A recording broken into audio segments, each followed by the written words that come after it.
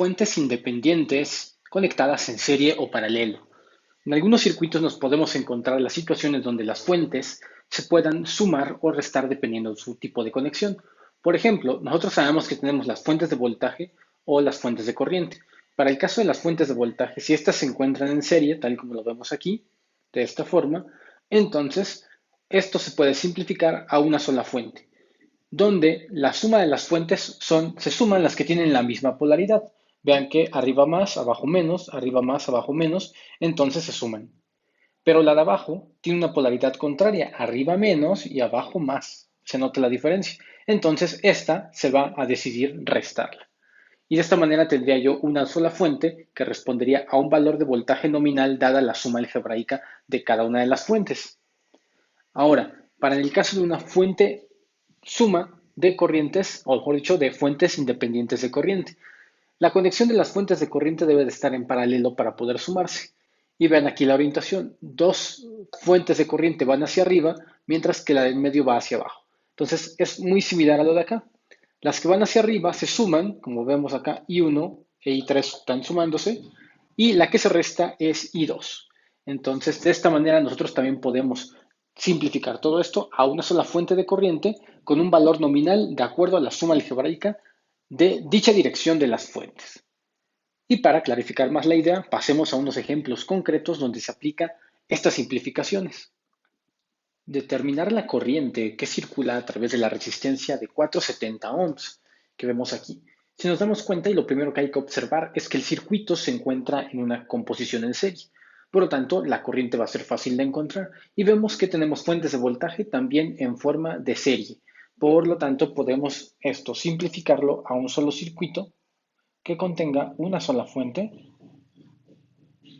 Hay que checar cuál es la polaridad predominante primero para colocar nuestra fuente y finalmente, como esto me va a dar una sola fuente, todo el circuito está en serie y tendré esa sola fuente alimentando a mi resistencia de 470 ohms. Aplicando ley de Ohm podríamos resolverlo finalmente. Vamos a ver cuál es la polaridad de las fuentes. Si nos damos cuenta, tenemos que ver cuál es la polaridad que predomina. Vemos aquí que si me voy a ir de acá hacia este lado, hasta ese sentido. Empezamos con menos y luego más. Aquí más y menos está al revés. Y luego aquí empezamos con menos y luego con más, empezamos con menos y luego con más.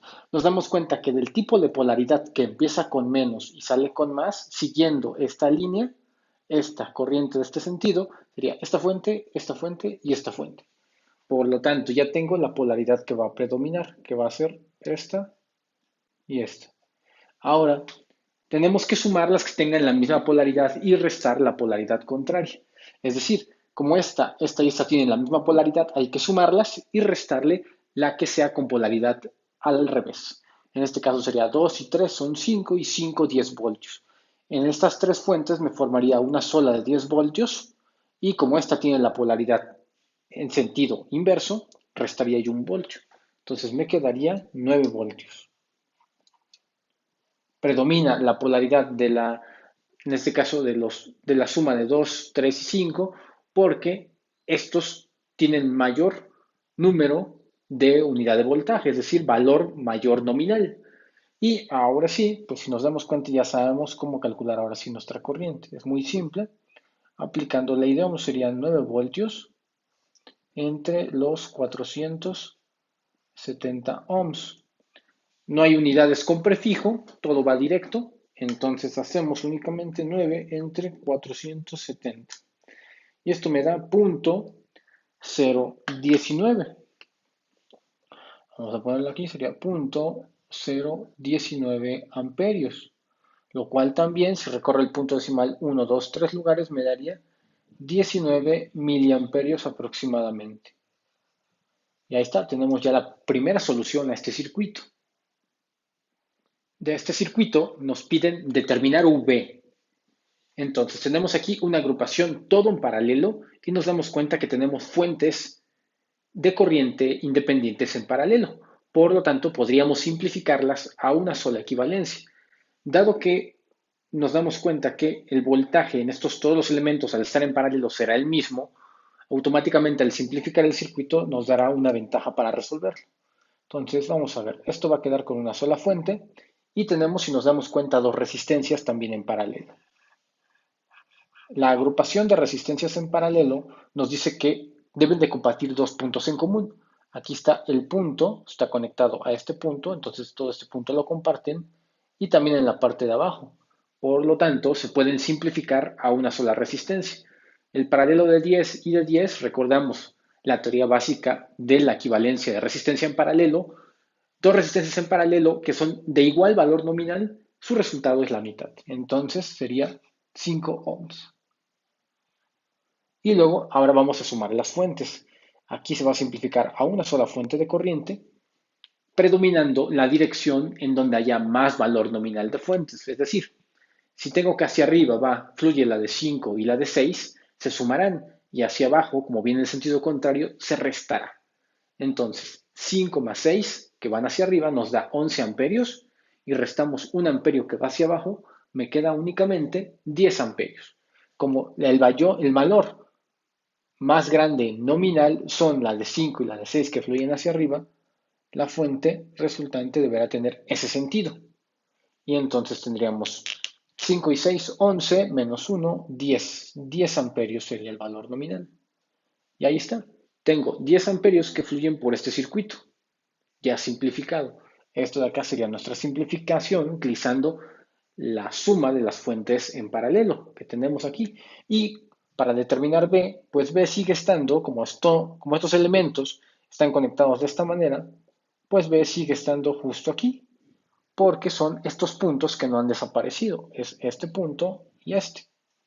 Entonces determinamos V con ley de Ohm. Sería corriente por resistencia. Sería en este caso los 10 amperios que multiplica los 5 ohms y nos damos cuenta que el resultado debería ser pues 50 voltios. Ahora, conociendo la teoría básica de lo que hemos visto en este video, nos preguntan, ¿son válidos estos circuitos? Y si la respuesta es no, entender y explicar el por qué no. Por ejemplo, tenemos aquí tres opciones, inciso A, inciso B e inciso C. Vemos aquí que el primer circuito, que es este, las fuentes como tal se pueden ver que están en serie. Entonces yo puedo de aquí esto simplificarlo a una sola fuente, aunque la fuente esté cortocircuitada al momento de conectarse. Es decir, que no tiene una resistencia que reciba o que controle la corriente. Entonces, sin embargo, a pesar de que esto se puede simplificar, sigue siendo válido. Mientras se pueda resolver y no viole ninguna ley, entonces el circuito es válido todavía. Vamos con el siguiente, que es este de aquí. Si nos damos cuenta pues es como el que nos enfrentamos a lo largo de este video. Este circuito con dos fuentes en serie se pueden agrupar en una y ahora sí tengo una resistencia. Entonces, la fuente no se cortocircuita como en este caso y se entrega la corriente y se limita por esta resistencia. Entonces, no hay ningún problema tampoco. Mientras que este circuito es válido, este también sigue siendo válido. Y vamos con el tercero. En el tercero tiene dos fuentes de corriente en serie. Aquí hay algo importante. Para que realmente tengan lógica las fuentes de corriente en serie, ambas tienen que ser del mismo valor nominal. Sin embargo, aquí vemos alguna contrariedad. Las dos se encuentran con polaridades o en sentidos inversos. Mientras que un ampere fluye hacia este sentido, acá me dice que un ampere fluye también en este sentido. Entonces, si tengo un ampere llegando por acá y un ampere llegando por acá, ¿qué pasaría? Si hay una corriente que viene hacia abajo y una corriente que viene hacia arriba, en esencia, aquí viene una corriente, aquí viene otra, en sentidos contrarios, en esencia se restarían. Entonces, si tendríamos un amperio menos un amperio, eso nos daría 0 amperios. Por lo tanto, ¿fluye corriente a través del resistor? Parecería que no, que existe 0 amperios. Por lo tanto, aquí nos lleva a una contrariedad en las leyes de Kirchhoff. Entonces, este de aquí, este circuito, no sería válido.